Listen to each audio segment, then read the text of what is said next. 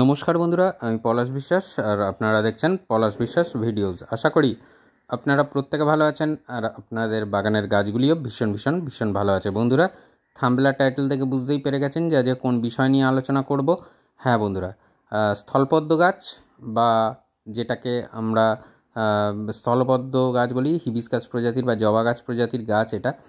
তো এই গাছে ফুল ফুটবে এবারে। তো সেই জন্য কি কেয়ার করবেন এবং কিভাবে পরিচর্যা নিতে হবে এবং দ্রুত কিভাবে প্রচুর পরিমাণে গাছটাকে ঝোপালো করে নেওয়া যায় এবং কিভাবে প্রচুর পরিমাণে ফুল আনতে হবে, কি খাবার দিতে হবে এবং তার সাথে সাথে কি পরিচর্যা নিতে হবে আরও, সেটা নিয়ে বলবো। প্রচুর পরিমাণে বৃষ্টি হচ্ছিল বন্ধুরা, তারপরে চড়া রোদ, মাটি হার্ড হয়ে গেছিলো। আমি যেটা প্রত্যেকটা ভিডিওতে বলি, এই যখনই বৃষ্টি বিরতি যাবে মাটিটাকে খুঁচিয়ে আলগা করে দেবেন যাতে বায়ু চলাচলটা সঠিকভাবে হয়। আর অবশ্যই গাছের গোড়ায় কখনো আগাছা জন্মাতে দেওয়া যাবে না। তো আগাছা মুক্ত রাখতে হবে সব সময়। আর যেটা মানে মাটি খুঁচিয়ে দিয়েছিলাম, খুঁচিয়ে আলগা করেছিলাম, আবার কিন্তু এখন রোদ বৃষ্টির লুকোচুরি খেলা চলছে। অর্থাৎ কখনো ঝেঁপে বৃষ্টি আসছে, আবার তারপরে পরক্ষণ চড়া রোদ, কাঠফাটা রোদ। তো এতে কিন্তু গাছগুলো একটু মানে কি বলবো, একটু সমস্যায় আছে, যে কারণে অনেক গাছের পাতা হলুদ হয়ে যাচ্ছে। তো যেগুলো মাটিতে আছে তাই সেগুলো তো নিজে থেকে সারভাইভ করে নেবে, কিন্তু যে টবেতে আমরা বাগান করি আমাদের কিন্তু পরিচর্যা করতেই হবে। গাছের পরিচর্যা না করলে কিন্তু সঠিকভাবে রেজাল্ট আমরা পাবো না। আর মাটিটা একবার বলে দিই, যারা নতুনভাবে স্থলপদ্ম গাছ বসাবেন, আপনাদের বাগানের 50% মাটি নেবেন, তার সাথে 40% ভার্মি কম্পোস্ট আর 10% লাল মোটা দানার বালি। ভার্মির পরিবর্তে গোবর সার বা কাউডাং কম্পোস্ট ইউজ করতে পারেন। দেখুন, এই যে জবা গাছ, যেগুলো জবা গাছ প্রজাতির গাছ, এই স্থলপদ্ম গাছ, এরা কিন্তু মাথা যত পিঞ্চ করবেন ডাল তত বের হবে, এবং যত বেশি ডাল বের হবে তত বেশি কিন্তু কুঁড়ি পাবেন। এই সময় হার্ড প্রুনিং করার দরকার নেই, এই সময় সফট প্রুনিং বা পিঞ্চিং করে দেবেন। তাহলে মাথাগুলো কেটে দিলে কিন্তু সাইড থেকে ডাল আসবে আর নতুন ডালেতে কিন্তু কুঁড়ি আসে বেশি। তো সেই জন্য এই কাজটা আপনারা করবেন। আর সপ্তাহে একদিন করে আপনারা কিন্তু নিম অয়েল বা নিম তেল যেটা, সেটা কিন্তু একদম গাছেতে কন্টিনিউ, মানে সপ্তাহে একবার করে স্প্রে করবেন। এটা দেখতে পাচ্ছেন ভার্মি কম্পোস্ট, এটা 10 বা 12 ইঞ্চির টব আছে। তো 10 বা 12 ইঞ্চি টবের জন্য মোটামুটি টেবিল চামচ অনুপাতে ধরলে আপনারা 7 থেকে 8 টেবিল চামচ ভার্মি কম্পোস্ট কিন্তু ছড়িয়ে দেবেন, এইভাবে মালচিংয়ের মতন করে দেবেন। যেহেতু মাটি ভিজে, বেশি খোঁচাখুচি করার দরকার নেই, হাত দিয়ে হালকা করে খুঁচিয়ে কিন্তু মাটিটা এইভাবে ভার্মিটা দিয়ে দেবেন বা 1 বছরের পুরনো কাউডাং কম্পোস্ট দিয়ে দেবেন। এটা দেখতে পাচ্ছেন আবহাওয়ার মধ্যে আসলেই কিন্তু গলে যায়, এটা হচ্ছে ক্যালসিয়াম নাইট্রেট। এই ক্যালসিয়াম নাইট্রেট নিতে হবে আপনাকে হাফ টেবিল চামচ পরিমাণে, যেটা গাছের বৃদ্ধি ঘটাতে সাহায্য করবে এবং ফুল আনতে সাহায্য করবে। তার সাথে যেটা দেখতে পাচ্ছেন কালো রঙের, এটা হচ্ছে জিআর দানা, এর মধ্যে 17 রকমের অনুখাদ্য এবং হিউমিক অ্যাসিডও বর্তমান। তো এটা নিতে হবে আপনাকে হাফ টেবিল চামচ পরিমাণে। 1 টেবিল চামচ পরিমাণে নিতে হবে লাল পটাশ বা মিউরেট অফ পটাশ, আর তার সাথে 1 টেবিল চামচ পরিমাণে, 1.5 টেবিল চামচ পরিমাণে নিয়ে নেবেন নিমখোল। এই কটা জিনিস, নিমখোল যেমন একদিক থেকে গাছকে নিউট্রিশন যোগাবে, নাইট্রোজেন সরবরাহ করবে, তেমন কিন্তু অপর দিক থেকে মাটির ভিতরের পোকামাকড়গুলোকে দূর করতে সাহায্য করবে। এই কটা খাদ্য উপাদান ভীষণ ভালো করে আপনাদেরকে মিশিয়ে নিতে হবে, এবং যাতে প্রত্যেকটা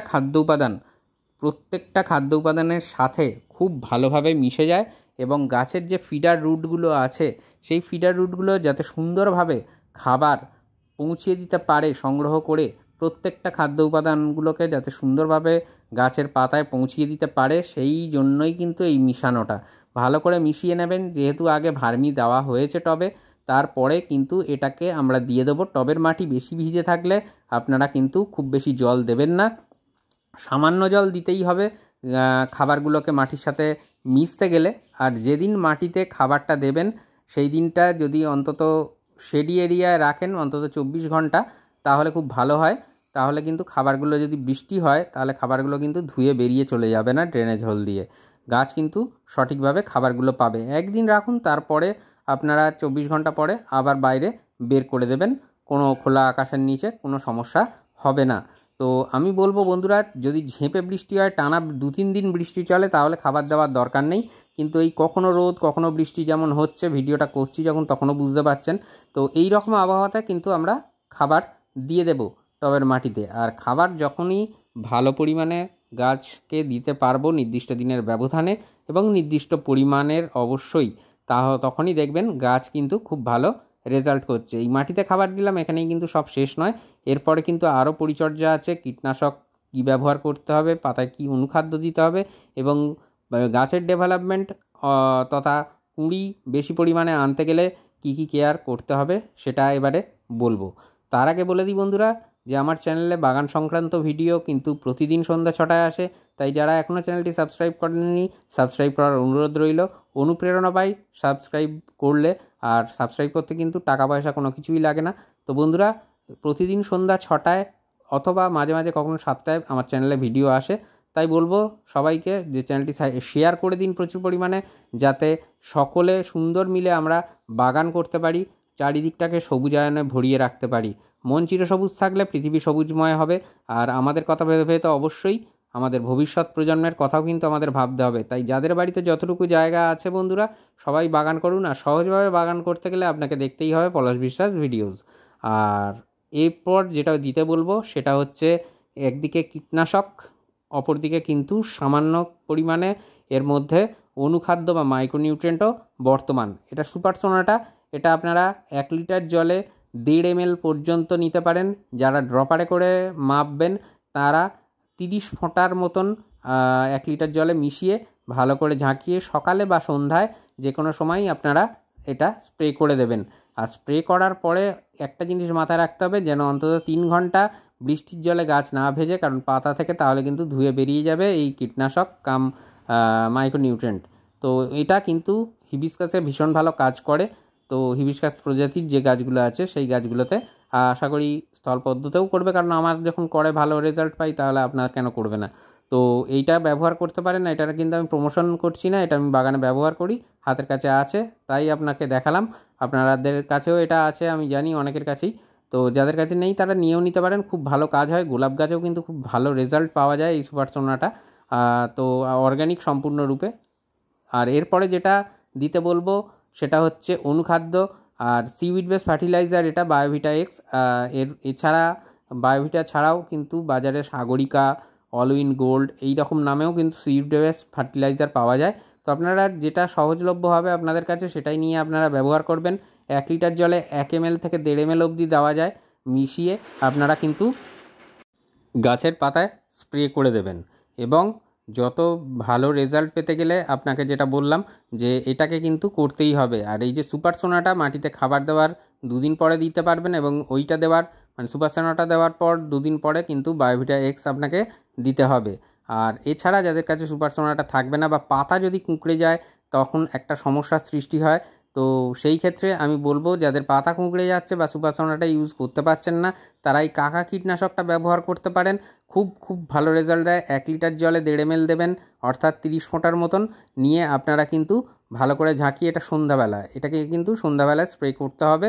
এবং ওটা একই জিনিস মাথায় রাখতে হবে যাতে কোনোভাবে না পোকামাকড়ের মানে আক্রমণ তো হবে না, যাতেভাবে মানে বৃষ্টির জলে কোনোভাবে না এই জিনিসটা ধুয়ে বেরিয়ে যায়। তাই 3 ঘন্টা অন্তত গাছটিকে শেডি এরিয়ার মধ্যে রাখতে হবে, কারণ মাঝে মাঝেই এখন বৃষ্টি হচ্ছে এবং বৃষ্টিপাতের ফলে কিন্তু এই সমস্যা হতে পারে। তাই বলবো বন্ধুরা যে এইভাবে কেয়ারটা করতে হবে, সহজে কেয়ার করতে হবে। আর মানে এই পাতা হলুদ হয়ে যাচ্ছে, পোকার আক্রমণ পাতার তলায় বা মাকড় লাগছে ছোট ছোট যে সমস্ত রেড মাইটস বা ইয়েলো মাইটস এরকম আছে, বা অন্যান্য পোকার ক্ষেত্রেও কিন্তু খুব ভালো তাড়াতে সাহায্য করে এই কাকা। আর গাছের যে পাতাগুলো অনেক সময় দেখা যায় যে কুঁকড়ে যাচ্ছে, সেই কোঁকড়ানো পাতাকেও কিন্তু সহজেই ঠিক করে দেবে। তাই বলবো বন্ধুরা, গাছ চকচক করবে সবুজ, পোকামাকড় বিহীন থাকবে। যেভাবে কেয়ার বললাম পরপর স্টেপ বাই স্টেপ করে যান। আর কাকা কীটনাশকটা 10 দিনের ব্যবধানে ব্যবহার করবেন। আক্রান্ত গাছে 2 দিনের ব্যবধানে ব্যবহার করবেন 2 বার, তাহলেই দেখবেন গাছ কিন্তু রোগ পোকামুক্ত থাকছে।